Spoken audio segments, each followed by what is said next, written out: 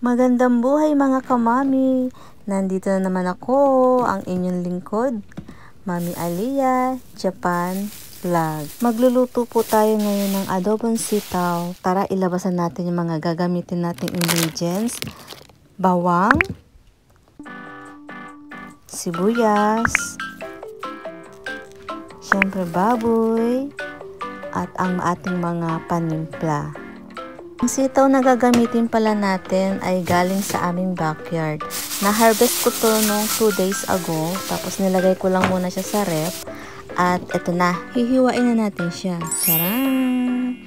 At syempre, magdidikdik din tayo ng garlic.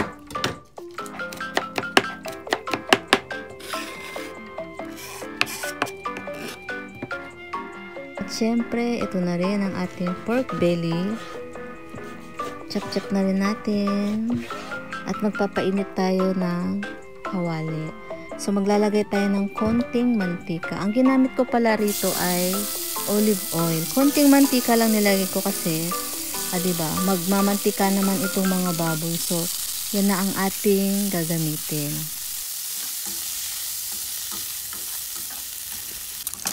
At kapag nag-golden brown na yung ating pork, lalagyan naman natin siya ng garlic.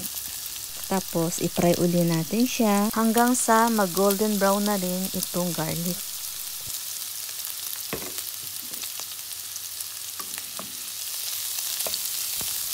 Kapag nagluluto pala ako ng pork, gusto ko yung talagang lutong-luto siya, yung parang masusunog na. Yung katulad nito, ayan. Diba lutong-luto siya? Ayan, naku po, naparami na yung mantika natin. Yung mantikang yan, nanggaling po yan sa baboy. So, kailangan nating tanggalin.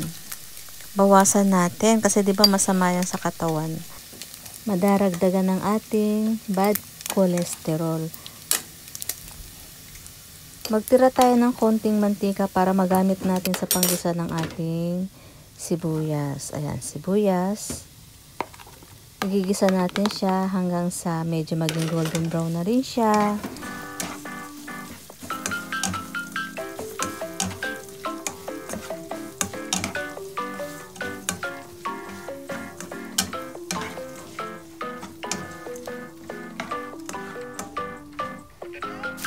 Lagyan naman natin ng paminta.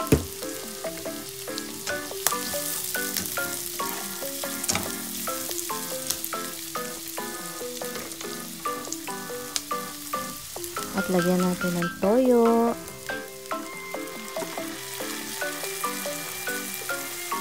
Suka. At haluin natin, i-mix natin para mag-combine yung kanyang lasa.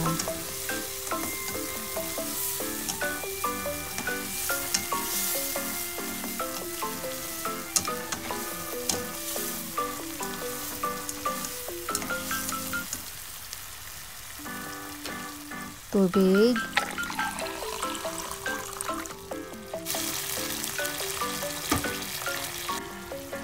At takpan natin. Pakaluan natin to ng mga 3 to 4 minutes para lumambot ang baboy.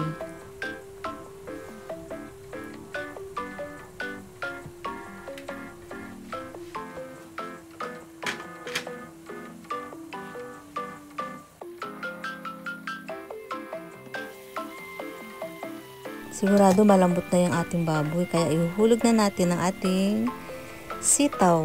Sus, ayan, may nahulog pa. Liit kasi ng kawali natin, di ba? So, ayan, pagkasyahin na lang natin yung ating sitaw. Masarap kasi sa adobong sitaw, yung marami ka nang iluluto para hindi ka bitin.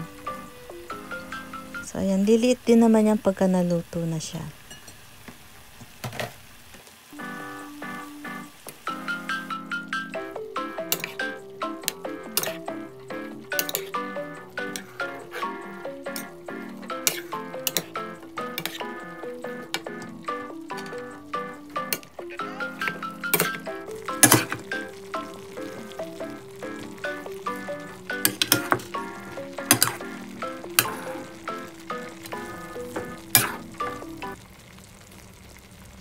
Takpan uli natin siya at simmer natin siya ng 3 to 4 minutes sa mahinang apoy.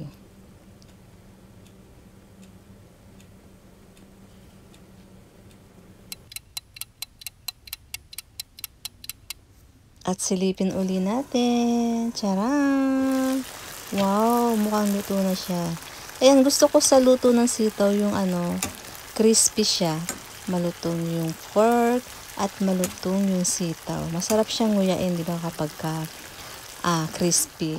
Yung iba naman gusto nila yung medyo talagang lantan-lanta na yung sitaw, yung parang madudurog na. Yung nakababad na talaga yung sauce sa sitaw. Pero ako kasi gusto ko talaga yung crispy. So ayan, luto ng ating adobong sitaw at kakain na tayo. So ganyan lang naman kadali magluto ng adobong sitaw. Kamusta naman ang luto natin dyan mga kamami? Perfect ba? Ayan, perfect na natin para masarapan si Mr. at mabigyan tayo ng bonus. O diba? Pag may bonus, gaganahan tayo magluto uli. Ayan, kain na tayo. Kung ikaw nga pala ay napadaan lang sa aking channel at hindi pa nakapag-subscribe, please subscribe to my channel at pakipindot na rin ang notification bell para lagi kang updated kapag may bago akong vlog na i-upload. Thank you for watching. See you on my next vlog. Sayonara. Mata ne. Bye.